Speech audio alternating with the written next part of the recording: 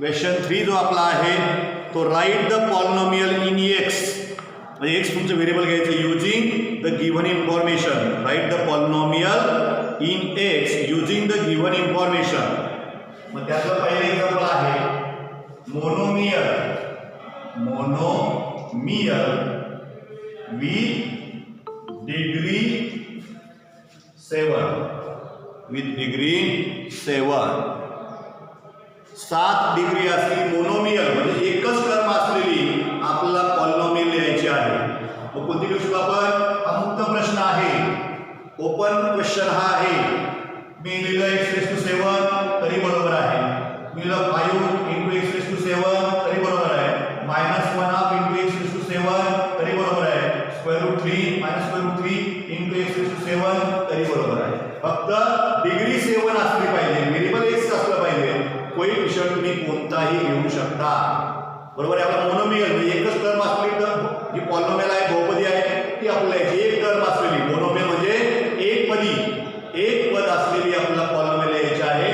तुमची याप्रमाणे लिहिता येईल. कोएफिशियंट तुम्ही कोणताही घ्या, फक्त x हे व्हेरिएबल वापरायचं आहे आणि त्याचा हायेस्ट पॉवर किती यायचा? 7. तर डिग्री किती सांगितली? 7 सांगितली. लक्षामध्ये यातलं दुसरं, यातलं तुम्ही कोणतंही एक लिहायचं आहे. Binomial with degree 35. Binomial with degree 35. Binomial with degree 35. 35 degree असली आपल्याला बायनॉमियल लिहायची आहे. व्हेरिएबल एक्स वापरायचं. तुमचा x 2x⁻35 - 2 बायनॉमियल आहे. आपलं डिग्री किती पाहिजे? डिग्री जी आहे ती 35 असली पाहिजे. म्हणजे हायेस्ट इंडेक्स जो आहे तो व्हेरिएबलचा 35 असला पाहिजे. हे बरोबर आहे. तर तुम्ही x⁻35 - 2 × x⁻34 ही सुद्धा चालू शकते. लक्षात घ्या. तर हायेस्ट पॉवर किती आपल्या ठिकाणी? 35 आहे. नंतरचा पॉवर किती कमी आहे त्याला जास्त महत्व नाही. बरोबर आहे. तो 35 पेक्षा कमीच पाहिजे. इथे मी कॉन्स्टंट टर्म घेतली, इथे x⁻34 ची टर्म घेतली. अशा तुम्ही वेगवेगळ्या टर्म घेऊ शकता. आपला पहिली टर्म जी आहे बायनॉमियल 2 टर्म, तर पहिली टर्म ही तुमची x⁻35 ची असलीच पाहिजे. त्याला मल्टिप्लाय संख्या कोणती घ्यायची हे तुमच्या मनावर. बरोबर आहे. ओपन प्रश्न आहे हा, लक्षात घ्या. ओपन क्वेश्चन आहे, मुक्त प्रश्न आहे हा. ट्रायनॉमियल तिसरी आहे तुमची ट्रायनॉमियल विथ डिग्री 8. ट्रायनॉमियल घ्यायची, डिग्री त्याची 8 घ्यायची आहे. किती घ्यायची? डिग्री 8 म्हणजे हायेस्ट पॉवर 1. मग x⁻8 - x⁻6 - x⁻5 अशी मी कमी लिहिली बघा. कोणते पुढचे घ्या. हायेस्ट पॉवर किती आहे? 8 आहे. किंवा तुम्ही -5 × x⁻8 - 3x² + 2 वगैरे वगैरे. 3 टर्म 1 2 3 1 2 3 3 टर्म्स आहेत. 3 टर्म्स त्याला आपण ट्रायनॉमियल असं म्हणतो. येतं लक्षामध्ये? Okay, clear? येस नो म्हणा. चला पुढचा क्वेश्चन तुमचा ना क्वेश्चन 4.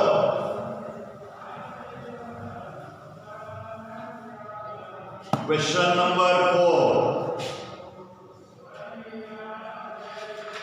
काय क्वेश्चन आहे तो? Right the degree of the given polynomials. Right the degree of the given polynomials.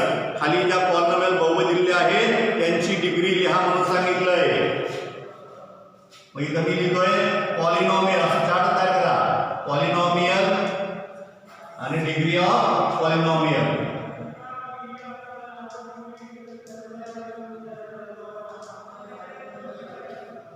म्हणून तुमचा पहिला आहे √5. तर √5 ही तुमची कॉन्स्टंट टर्म आहे म्हणून डिग्री त्याची 0. सेकंड आहे तुमचा x⁻0. x चा पॉवर तुमचा 0 आहे म्हणून याची डिग्री 0 ची येईल. थर्ड वन x² म्हणून पॉवर तुमचा 2 आहे म्हणून हायेस्ट पॉवर 2 आहे म्हणून degree 2. Fourth one is square root 2 into m raised to 10 minus 7. म्हणून तुमचं m चा हायेस्ट पॉवर 10 आहे म्हणून डिग्री 10 आहे. पाचवा आहे 2p minus square root 7. p इथे व्हेरिएबल आहे तर कुठलाच इंडेक्स दिसत नाही, कुठलाच पॉवर दिसत नाही म्हणून ती किती घ्यायची, ज्यावेळेस पॉवर दिसत असती 1 घ्यायची असते म्हणून degree of this polynomial is 1. या बहुपदीची कोटी 1 आहे. 6 number 7y minus y cube plus y raised to 5. या पॉलिनॉमियल मध्ये हायेस्ट पॉवर किती आहे, किती तो आपला 5 आहे. इथं 5 आहे, इथं 3 आहे, इथं 1 आहे. म्हणजे मोठी संख्या याच्यामध्ये कोणती ती 5 आहे म्हणून degree of this polynomial is 5. Okay. सातवं जे आहे ते आपण घेऊया. सातवी कॉलम तुमची आहे XYZ. आता एकापेक्षा जास्त व्हेरिएबल आहे -z. जस्ट एकापेक्षा जास्त व्हेरिएबल असतील त्यावेळेस प्रत्येक टर्म मध्ये असलेल्या पॉवरची बेरीज घ्यायची. मग इथं 1 2 3 बरोबर 1 1 1 ऍडिशन तुमची 3 होईल. इथं 1 1 2 होईल. एकच आहे 1. मग हायेस्ट पॉवर किती या ठिकाणी, एकाने सगळ्यात जास्त मोठी बेरीज जी आलेली आहे, सम जी आलेली आहे ती 3 आलेली आहे म्हणून degree of this polynomial is 3. इंडायसेसची पॉवरची बेरीज करायची प्रत्येक टर्म मधल्या आणि जी ऍडिशन जी सम तुमची जास्त असेल ती त्याची डिग्री असणार त्या पॉलिनॉमियलची. तुमचं पुढचं आहे 8व m cube n raise to 7 minus 3 into m raised to 5n plus 3 plus mn plus mn. मग आता पहिल्या टर्म मध्ये जे पॉवर आहे त्याची ऍडिशन किती होईल, पहिली ऍडिशन तुमची 3 plus 7 10.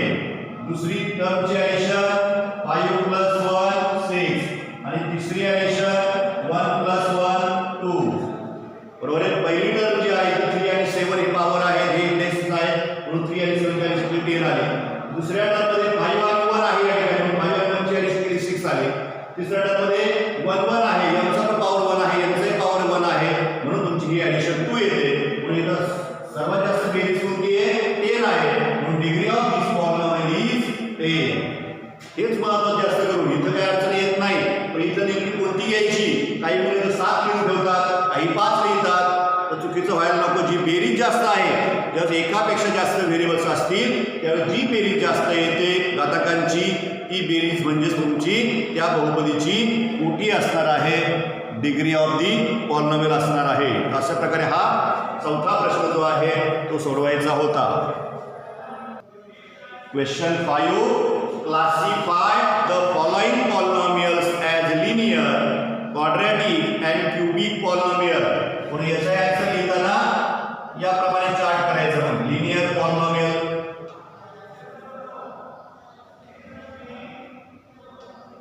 नंतर क्वाड्रॅटिक पॉलिनॉमियल,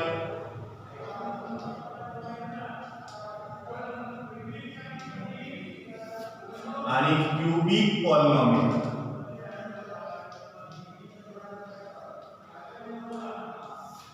याप्रमाणे हा चार्ट होईल.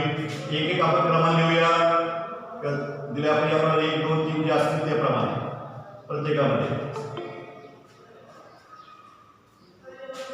तर पहिली जी दिलेली आहे ती बाजूला लिहितो का, म्हणजे पुढील एक असेल 2 स्क्वेअर प्लस 3x प्लस 1. ही पॉलिनॉमियल आपल्याला गिवन आहे पहा दिलेली आहे. तर हिचा पॉवर किती आहे, highest power, degree of this polynomial. बोला पटकन कोणतरी. बरोबर आहे 2. Degree of this polynomial is 2. म्हणजे कोटी तुमची 2 आहे तर हायेस्ट पॉवर 2 आहे या ठिकाणी. म्हणून ज्याची पॉवर 2 असते, डिग्री 2 असते, ते तुमचं क्वाड्रॅटिक पॉलिनॉमियल असते. लिनियरच्या वेळेस डिग्री 1. तर टाइप्स ऑफ आपण पॉलिनॉमियल पाहिला बेस्ड ऑन डिग्री, ते हे तुमचे हे 3 टाइप आहे. डिग्री 1 असेल लिनियर पॉलिनॉमियल, डिग्री 2 असेल तर तुमचं क्वाड्रॅटिक पॉलिनॉमियल, आणि डिग्री 3 असेल तर त्यावेळेस क्यूबिक पॉलिनॉमियल असते. हे लक्षात घ्या. म्हणजे ही तुमचं डिग्री 2 आहे म्हणून तुमचं हे 2x² + 3x + 1 ही क्वाड्रॅटिक पुढचे आहे 5p. Next one is 5p. कोणती 5p मग? पॉवर किती आहे, डिग्री किती आहे?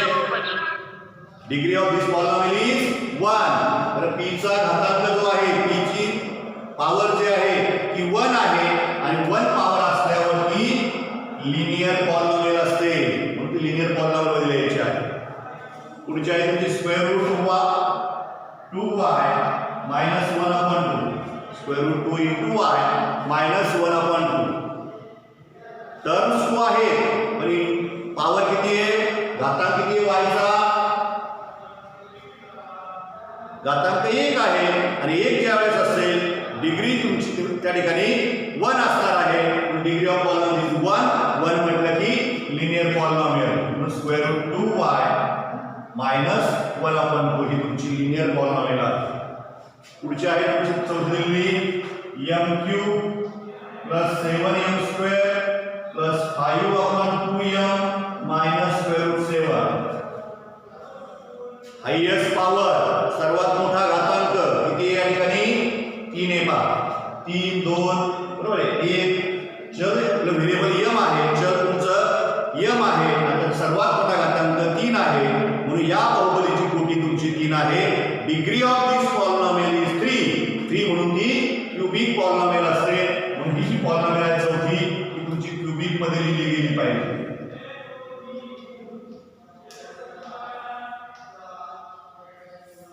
लक्षामध्ये ही तुमची क्यूबिक पॉलिनॉमियल आहे. पुढची आहे तुमची a² पाचवी पॉलिनॉमियल दिलेली आहे. Degree of this polynomial is 2 बरोबर आहे आणि 2 म्हटलं की क्वाड्रॅटिक, मग ती क्वाड्रॅटिक मध्ये लिहायची a² ती polynomial. 3r³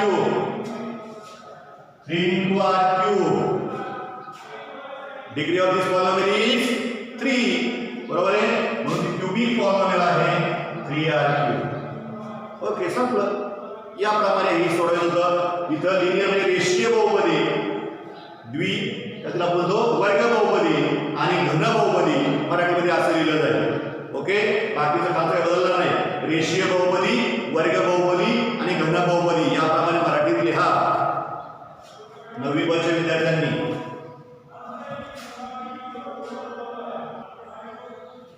Write the following polynomials in standard form. Write the following polynomial in standard form.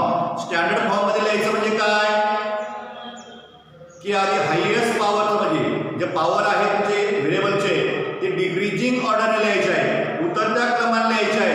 आधी सर्वात मोठ्या घातांकाची टर्म लिहायची, नंतर त्याच्यापेक्षा कमी घातांक, त्याच्यापेक्षा कमी कमी कमी कर, शेवटी कॉन्स्टंट टर्म कशी राहील हे पाहायचं. जर असेल तर जे तुम्हाला टर्म दिलेले असतील त्या टर्म लिहिताना आधी हायेस्ट पॉवर असलेली टर्म लिहायची आणि नंतर डिक्रीजिंग ऑर्डर प्रमाणे कमी कमी करत जायचंय. पॉवरचा जो आहे डिक्रीजिंग त्याप्रमाणे करायचं, उतरत्या क्रमाने त्या घातांकाच्या उतरत्या क्रमाने आपण त्याची मांडणी जी केली की त्याला म्हणायचं स्टँडर्ड फॉर्म किंवा सामान्य रूप. म्हणून पहिली तुम्हाला दिलेली आहे यातली m³ प्लस 3 प्लस 5m. त्याचा स्टँडर्ड फॉर्म कोणता आहे माझा? Standard form of the polynomial दिलेली पॉलिनॉमियल कोणतं येणार आहे? Standard form. तर आधी m³ ची टर्म येईल, नंतर व्हेरिएबल जे आहे असलेलं 5m ची टर्म आहे, कमी कमी करत न्यायचं आहे आणि शेवटी कॉन्स्टंट टर्म तुमची 3.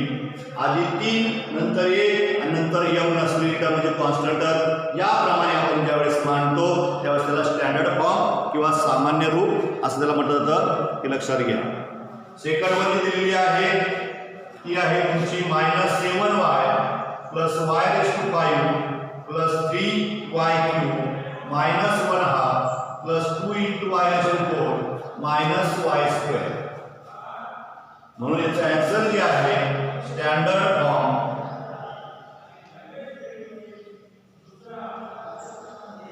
Of the polynomial equal to, आता सर्वात मोठा घातांक कोणता आहे, हायएस्ट पॉवर कोणता आहे, 5a पाय आर्टिकल. इतकी टर्म आधी घ्यायची, साइन सह घ्यायची, लक्षात घ्या, चिन्हासह घ्यायची आहे. याला प्लस साइन आहे, प्लस साइन आपण देत नाही समजा, y/5 बरोबर आहे. ठीक आहे, क्लास पुढची टर्म तुमची कमी करायची 4 आला पाहिजे. पुढची टर्म आहे का y/4 ची, इथे पाहिजे, त्याला साइन प्लस आहे म्हणून +2 × y/4. नंतर क्यूबिक टर्म बरोबर आहे, क्यूब असलेली टर्म आहे, इंडायसेस ही तुमची आहे पहा +3 × y3. नंतर स्क्वेअरची टर्म आहे इथं ही आहे शेवटी पहा -y आहे, -y². ठीक आहे, निगेटिव्ह मग तो y² साइन म्हणून स्क्वेअर. नंतर नुसती y ची टर्म ही 1 नंबरला आहे पहा -7y. आणि सगळ्यात शेवटी कॉन्स्टंट टर्म असेल तर घ्यायची, ती आहे पाहिजे -1 हा. अशा प्रकारे याप्रमाणे लिहिलं, आधी 5 नंतर 4 3 2 1 आणि शेवटी 0 म्हणजे कॉन्स्टंट टर्म. ज्या टर्म दिलेल्या आहेत त्याच घ्यायच्या, ज्या टर्म दिलेल्या नाही त्याचा इथं विचार करायचा नाही.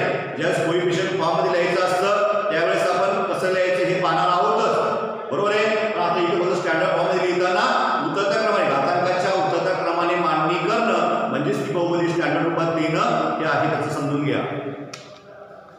Question 7. Write the following polynomials in coefficient form. Write the following polynomials in coefficient form. म्हणजे coefficient form मध्ये आपल्याला पॉलिनॉमियल्स लिहायचे आहे. ते तुम्हाला इंडायसेस फॉर्म मध्ये दिलेले आहे. त्याचं कन्वर्जन आपल्याला आता coefficient फॉर्म मध्ये करायचं आहे. First polynomial given is x³ - 2. आता इथं महत्त्वाचं आहे पहा, ही तुमची पॉलिनॉमियल दिलेली आहे, ती तुमची स्टँडर्ड फॉर्म मध्ये लिहून काढायची आहे. स्टँडर्ड फॉर्म मध्ये लिहिताना जी टर्म दिलेली नाही, जी टर्म मिसिंग असणार आहे त्याचा कोएफिशियंट 0 घेऊन ती टर्म लिहून काढायची आहे. म्हणून स्टँडर्ड फॉर्म कोणता आहे ना तुमचा स्टँडर्ड फॉर्म, तर आधी x³ नंतर स्क्वेअर टर्म आहे का इथं, स्क्वेअर टर्म या ठिकाणी नाही म्हणून 0x². पुन्हा मग त्याच्यापेक्षा एक घातांक कमी केला म्हणजे स्केपची टर्म पाहिजे, ती पण आहे इथं नाही म्हणून 0x. आणि शेवटी कॉन्स्टंट टर्म x तर तुमचं पॉवर वर झाला, शेवटी कॉन्स्टंट असते ती दिलेली आहे -2. आणि मग याचा कोएफिशियंट फॉर्म जो आहे, कोएफिशियंट फॉर्म कोणताही कोएफिशियंट फॉर्म, तर जे कोएफिशियंट असतात ते राऊंड ब्रॅकेट मध्ये लिहिले जातात. राऊंड ब्रॅकेट मध्ये कोएफिशियंट लिहायचे आहे. मग कोणती तुमचा x³ चा कोएफिशियंट, x³ ला मल्टिप्लाय संख्या कोणती ती 1 आहे. x² ला मल्टिप्लाय नंबर 0, x ला मल्टिप्लाय नंबर 0 आणि शेवटी तुमचा -2. साइन सह घ्यायचे, लक्षात घ्या. साइन निगेटिव्ह असेल तर निगेटिव्ह आला निगेटिव्ह लिहिलं मी, प्लस असेल तर लिहायची गरज नाही, पण निगेटिव्ह साइन असेल कोएफिशियंटला तर ते लिहिलं पाहिजे.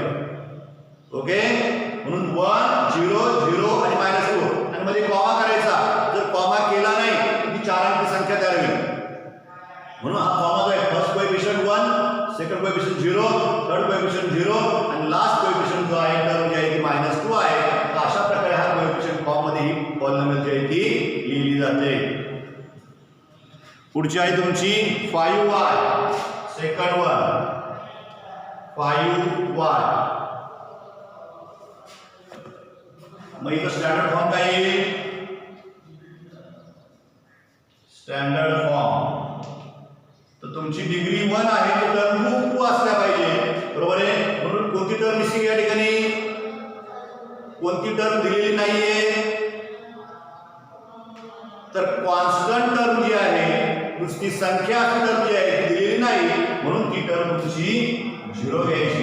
0 आपण ऍड केला काय मायनस केला काय फरक पडत नाही, म्हणून 5y + 0.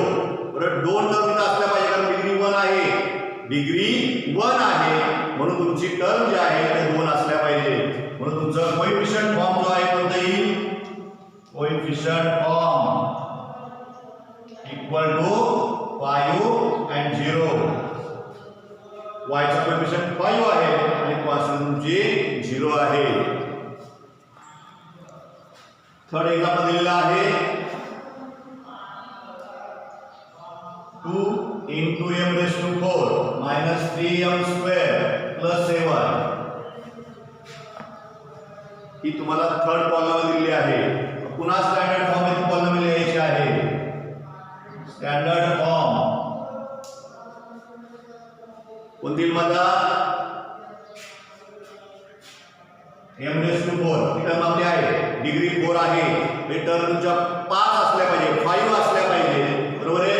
1 2 3 तीनच टर्म दिले आहेत. हे दोन टर्म तुमच्या मिसिंग आहेत. दोन टर्म दिलेल्या नाही. मग त्या कोणत्या नाही ते आपण शोधायचे. पहा तुमचा m raised to 4 ला एक तुमची टर्म पाहिजे. इंडायरेक्ट पॉवर 3 असला पाहिजे. पॉवर 3 काय इथं नाहीये. म्हणून जो नसेल तुमचा कोएफिशियंट 0 घेऊन दिला आहे m3. नंतर स्क्वेअरची टर्म असली पाहिजे. दिलेली पाहिजे स्क्वेअर म्हणून -3m स्क्वेअर. नंतर cm ची टर्म पाहिजे आहे इथं नाही म्हणून 0m आणि शेवटी कॉन्स्टंट टर्म +7 आणि म्हणून तुमचा कोएफिशियंट फॉर्म जो आहे coefficient form equal to 2 0 -3 0 and 7. m raised to 4 ला मल्टिप्लाय किती 2 आहे. हा जो m raised to 4 आहे त्याला मल्टिप्लाय बाय 2 आहे म्हणून इथे 2 घेतला. m क्यूब त्याला मल्टिप्लाय 0 आहे म्हणून 0 घेतला. m raised to 2 m square त्याला मल्टिप्लाय -3 आहे म्हणून -3 घेतला. शेवटी इथे 0m आहे m ला मल्टिप्लाय 0 आहे म्हणून इथे 0 घेतला आणि लास्ट टर्म तुमची +7 आहे म्हणून तो 7 घेतला. अशा प्रकारे हे कोएफिशियंट फॉर्म मध्ये ही पॉलिनॉमियल जी आहे ती लिहायची असते. लास्ट वन तुमची राहिली -2/3 -2/3 इथं तुमची कॉन्स्टंट टर्म आहे. बरोबर आहे. स्टँडर्ड फॉर्म तुमचा जो आहे तो आहे तसा राहील -2/3 म्हणून कोएफिशियंट फॉर्म जो आहे तो तुमचा आहे तसा जाणार आहे. कोएफिशियंट फॉर्म इज -2/3 फक्त ते राऊंड ब्रॅकेट मध्ये ज्या वेळेस आपण कोएफिशियंट फॉर्म लिहितो त्यावेळेस गोल कंसामध्ये राऊंड ब्रॅकेट मध्ये दिले नंबर जो असेल तो लिहायला विसरायचा नाही. तो कॉन्स्टंट टर्म जरी असेल तरी ती राऊंड टर्म जी आहे राऊंड आपला जो ब्रॅकेट आहे त्यामुळे ती लिहा.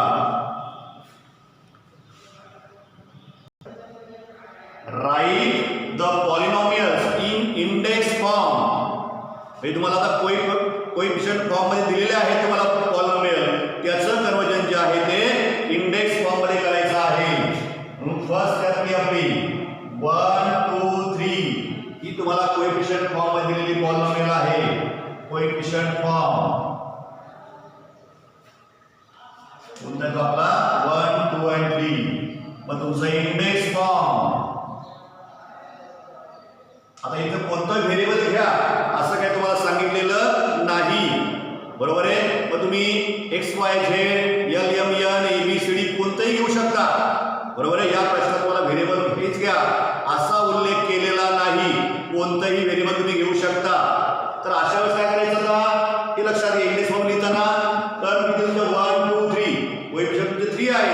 मी त्या इंडेक्स फॉर्म जेव्हा तुम्ही लिहिणार त्यावेळेस ती डिग्री किती असणार आहे 2 असणार आहे. कारण टर्म तुमचे 3 आहे 1 2 3 टर्म्स आहेत. ही डिग्री तुमची 2 असणार आहे. टर्मची संख्या ही डिग्रीपेक्षा 1 ने जास्त असते. मग टर्म मध्ये जेव्हा डिग्री फाइंड करणार जेवढ्या टर्म असतील त्याच्यामधून 1 मायनस करायचा. 1 2 3 टर्म्स आहेत म्हणून 1 मायनस केला 2 राहील म्हणून तुमची डिग्री 2 घ्यायची आणि व्हेरिएबल ॲज यू लाईक तुम्हाला जे आवडेल तुम्ही घेऊ शकता. म्हणून तुमच्या इथेच्या डोक्यावरती x² इथं x आणि शेवटी काय लिहायची गरज नाही. म्हणून काय 1 × x² इज x². नंतर x × 2 + 2x आणि शेवटी 3 ही तुमची असेल इंडेक्स फॉर्म मधली पॉलिनॉमियल. याच्या डोक्यावर किती दिलेले x² तर 3 आहे म्हणून नंतर x दिला आहे दुसऱ्या डोक्यावर शेवटी डोकं काही लिहायचं नाही. कुठलंही व्हेरिएबल लिहायचं नाही. आलं लक्षामध्ये लक्षात आलंय का.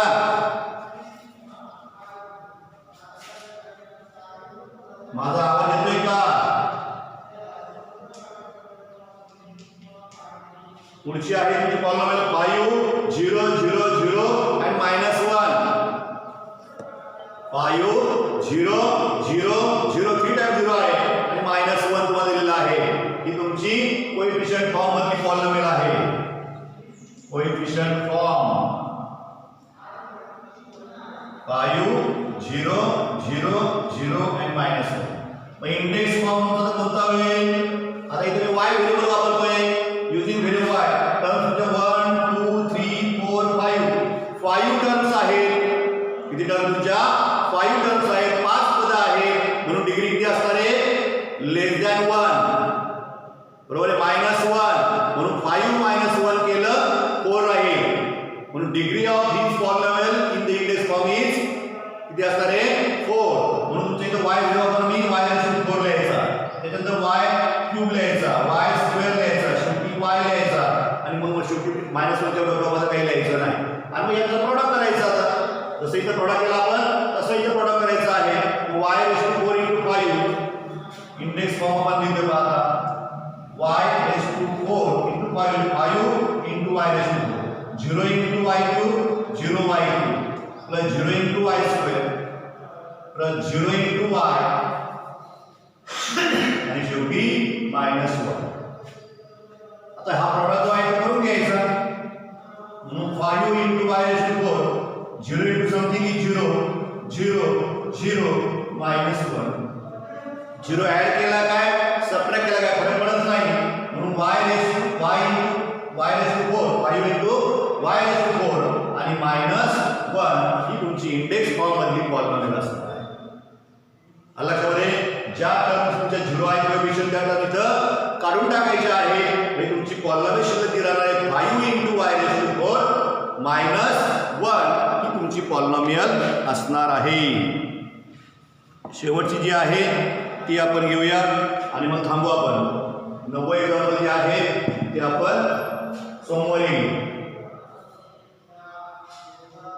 तिसरं एक्झाम्पल -2 2 and 2 ही तुम्हाला कोएफिशियंट फॉर्म मधली पॉलिनॉमियल दिलेली आहे. Coefficient form